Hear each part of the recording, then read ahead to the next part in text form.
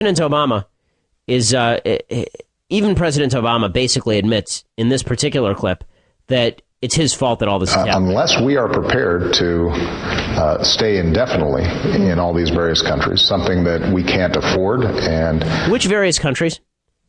Which various countries? Does he mean Afghanistan and Iraq? Are those the various countries? Because it turns out that those are not random countries. It turns out that we'd already won the war in Iraq. And in Afghanistan, we never had the troops on the ground necessary to win that war. We could surge there.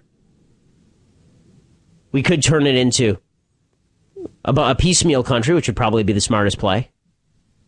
President Obama doesn't want any of this. He has no solutions. His solution is to run home crying to his mom. It would involve, over time, accusations that we were occupying these countries. Okay. It would involve the accusations? Whoop-dee-freaking-do. I mean, really? Are we supposed to all be upset now because they're someone's accusing you of being an occupier? Ooh, that's so terrible. People have been accusing Israel of being an occupier for the last 50 years. You know what happens? Israel continues to leave soldiers in the West Bank because it recognizes that the minute it pulls out, that becomes an enemy state. We're in the same position here. President Obama is really going to get scared out of this based on people saying that it's an occupied country? Really? Insanity. At some stage, they're going to have to take responsibility for working together. So is this part of reality, going back into Iraq? Because you said that the war was ended in Iraq. Yeah. You said Al-Qaeda was decimated. You said it was stable. It was. But just because something's stable 2 years ago or 4 years ago doesn't mean that it's stable right now. That's the whole point, Mr. President. That's the whole point. It's not stable because of what you did. Because of what you did. You said the war was over. You pulled out troops. You said that we were done there. And lo and behold, it turns out that they weren't done there. Former CIA Director Michael Morrell said that that Al-Qaeda in Iraq was defeated in 2011. Same as Obama says there, only one problem. We pulled out. I've read, several times that this is an intelligence failure. Absolutely not. Absolutely not. Al-Qaeda in Iraq was essentially defeated when the U.S. military left at the end of 2011. And the intelligence community monitored the growth of Al-Qaeda post-2011 in great detail, with intelligence reporting, with analysis. We made very clear that this group was becoming more and more dangerous. But Democrats are continuing to play the game that says that this is all just a giant surprise. Who would have predicted that when you pull out of an area full of terrorists would do better? Who would have? Dianne Feinstein, the Democrat from California, she says the rise of ISIS in Iraq is a surprise to United States intelligence. Which, I mean, honestly, for a group of people who say that the U.S. intel was dead wrong with regard to weapons of mass destruction, why exactly would they have trusted them when they said that there would be no rise in terrorism if we pulled out? Well, obviously we know about ISIS. We've seen its developments in Syria. We're aware of the fact that they are recruiting fighters in Europe. There have been arrests in Spain, France, and Germany. They've tried to assassinate the head of security in Beirut, and they were responsible for the killing of 3 or 4 people at a Brussels synagogue. They are vicious. They have killed thousands of people. They have cut off heads. But I think it's a real wake-up call for the United States because they do want to develop the caliphate. They do want to, and they now have just about destroyed the border with Syria. So what would you suggest, Senator? Or will you just continue to play this game where President Obama is always right and everybody else is always wrong? When is someone going to stand up and be an adult in the room here? When is someone going to stand up and be an adult in the room? Instead of just sitting around blaming Bush. What an unbelievable waste of time. Seriously. You want to be serious about this? Recognize the reality. We either go in heavy or we don't go in at all. And if we don't go in at all, we had better prep our defenses because these folks will come after us and our interests. As we continue here on the Ben Shapiro Show.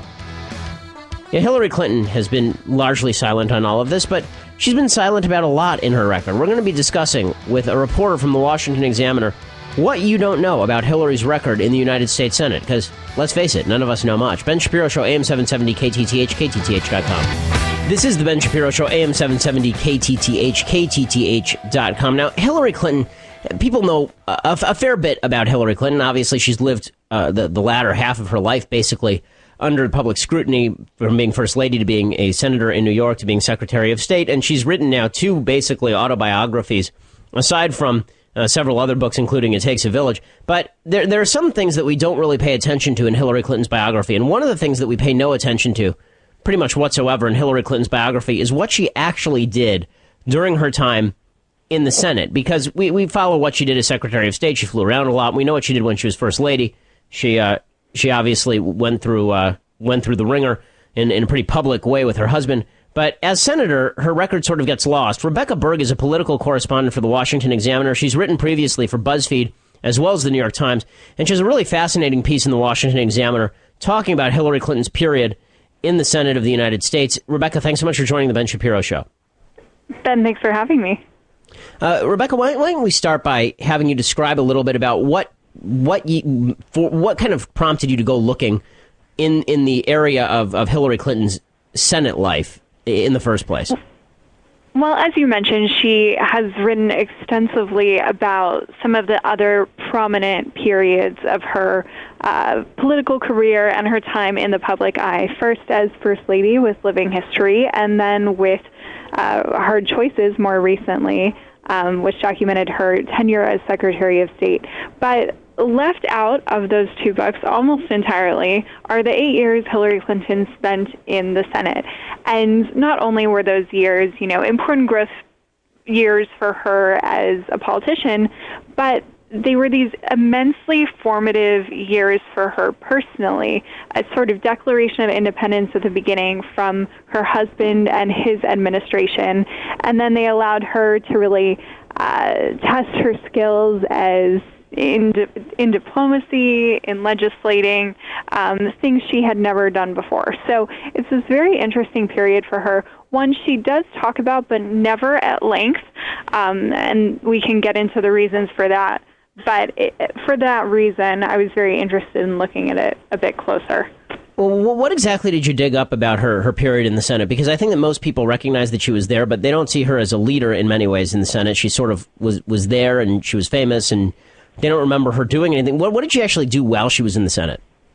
Right, and people don't remember a lot of what she did, in part by design. She came to the Senate as this celebrity, obviously straight off of her husband's administration, and so she wanted to put her head down and send a message to her fellow lawmakers and people in Washington that she was going to take the job seriously, work as hard as she could, and not try to steal the limelight from people who had been there for a longer period of time. So she got there with that mentality, and actually, according to both Democrats and Republicans, sort of fulfilled that goal of being, the term people like to use is a workhorse, not a show horse. So she certainly was consistent throughout most of her 2 terms in the Senate in that way. But it's hard to point to things she accomplished for a couple of reasons. First of all, just a few months into her first term, we saw the terrorist attacks of September 11th, and being the junior senator from New York, obviously this steered her Senate career in an entirely different direction than she ever could have anticipated. She had to deal with getting the money for relief efforts. She had to then take on a much more national security heavy tenure than maybe she would have. But one of the biggest accomplishments that her allies point to is just her willingness to work with Republicans on a variety of issues. And a number of the Republicans who I spoke to for this piece still speak of her very highly today. And what do you think? Why doesn't she talk about that more often? I mean, it seems like that would be a selling point for her, that she was bipartisan in the Senate, that she was able to work with people on the other side, and yet she doesn't seem to talk about her Senate period very often. Right? It's actually a surprise that she doesn't. I think part of it is just because of timing. She was swept up, had to, in this whole Secretary of State role, had to very quickly and unexpectedly end her Senate career to take on that position. And if you're someone who's looking at running for president, Secretary of State is closer to an executive role than is being a senator. It's maybe more of a qualifying position in the eyes of many Americans than being a senator. But I think it's also an issue of Americans disliking Congress right now. And so in spite of this being a very successful period for Hillary Clinton, a very happy period for her personally, I think it's difficult for her to willingly associate with Congress at a time when most Americans view Congress as, one of the worst institutions in the United States government.